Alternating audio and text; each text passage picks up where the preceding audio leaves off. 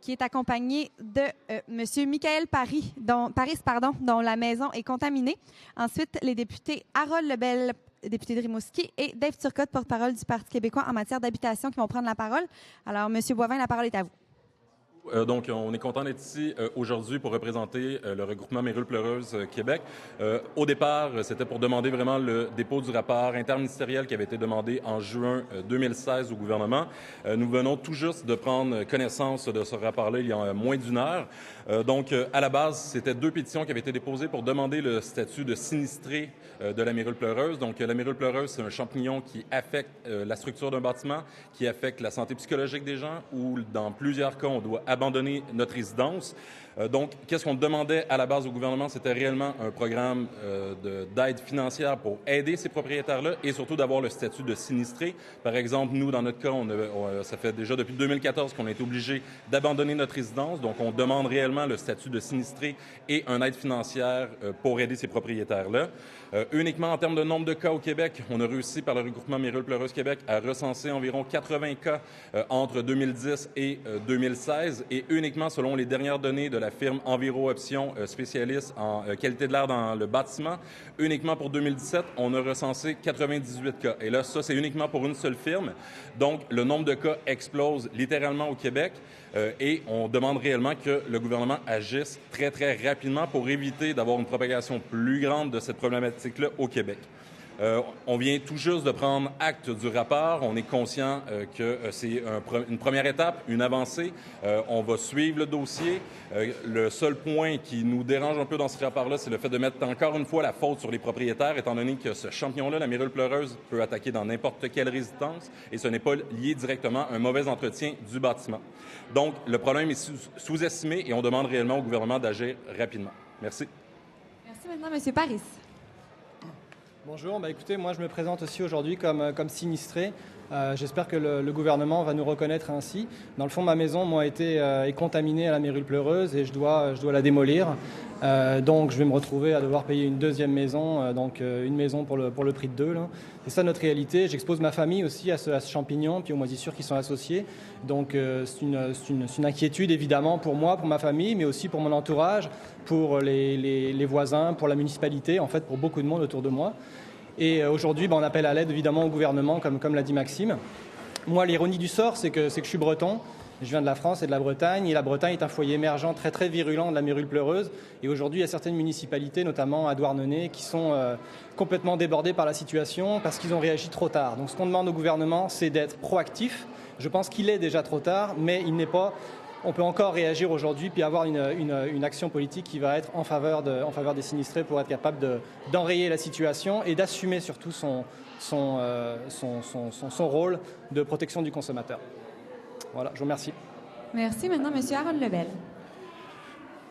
Bonjour. Je suis content que le rapport soit déposé. C'est ce qu'on voulait. C'est une première... c'est concret. On a un rapport devant nous.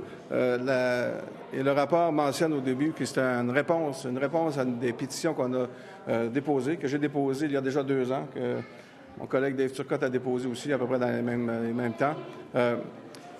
Ce que je trouve intéressant, c'est qu'au moins on reconnaît le problème, parce que dans les premiers temps qu'on en discutait, c'était comme tout nouveau. Et là, au moins 2 ans après, on reconnaît qu'il y a un problème, puis on reconnaît la mérule pleureuse. Je trouve qu'on sous-estime, par exemple, avec tout ce que j'entends ici, qu'on sous-estime l'impact au Québec. Je trouve curieux aussi qu'on mentionne là-dedans que la mérule n'a aucun impact sur la santé. Ce que j'en sais, ce que j'en ai vu, ce n'est pas le cas. Et je veux juste rappeler aussi que la mérule, les pétitions qu'on a déposées demandaient un fonds d'aide pour reconnaître que les gens qui sont aux prises avec ça sont des sinistrés. Et là-dessus, c'est certain que si le rapport vient définir c'est quoi la mérule, puis vient au moins prendre conscience ou reconnaître qu'il y a un problème de mérule, le rapport, c'est peut-être pas le rôle du rapport, mais il faut quand même rappeler que les pétitions demandaient un fonds d'aide et on est toujours là-dessus. Juste souligner, moi, depuis 2 ans que je suis là-dessus. Moi, c'était un cas que je connaissais pas. J'ai connu des gens de Saint-Marcel. 3 ans déjà. Ça va vite. C'est un cas que je connaissais pas. Je veux souligner le courage et le travail que tous ces gens-là ont fait. Des gens qui vivent cette situation-là, qui qui n'ont pas lâché, qui se sont rassemblés, qui ont fait l'association, qui se sont mobilisés pour faire avancer cette situation-là. Vous avez aujourd'hui, vous pouvez vous dire, avec le dépôt de ce rapport-là, vous avez gagné quelque chose. Vous avez déjà réussi à gagner quelque chose. C'est quelque chose qui n'existait pas. Maintenant, il faut aller plus loin. Je pense qu'il y a de l'ouverture. Je pense qu'on va travailler ensemble, tout le monde, pour aller plus loin. Et je rappelle, aller plus loin, c'est parler du fonds d'aide. Fait que félicitations à tout le monde. On va continuer à travailler fort jusqu'à l'atteinte de ce qu'on veut, un fonds d'aide. Merci. Maintenant, M. Dave Turcotte.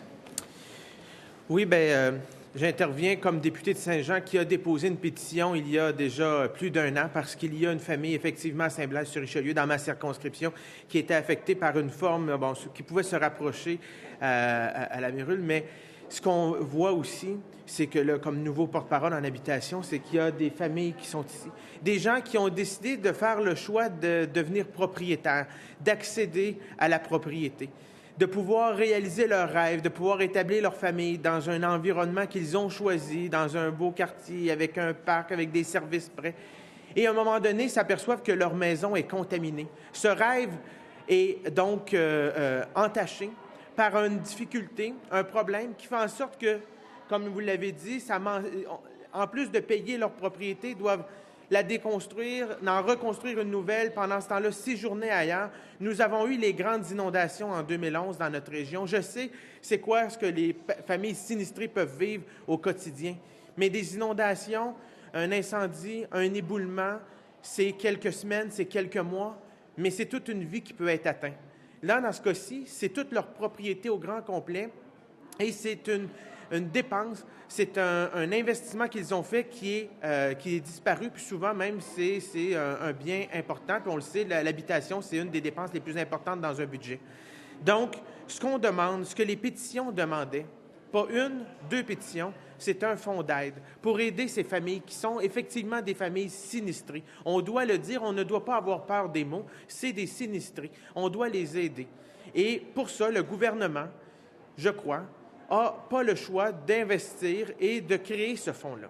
On a un rapport, c'est une chose. Nous prendrons le temps de le lire un peu plus en détail. Il vient d'être déposé aujourd'hui, nous pouvons en prendre connaissance. Donc, c'est un pas dans la bonne direction. Mais le fonds, on y tient. Les familles qui sont ici y tiennent parce qu'ils en ont besoin.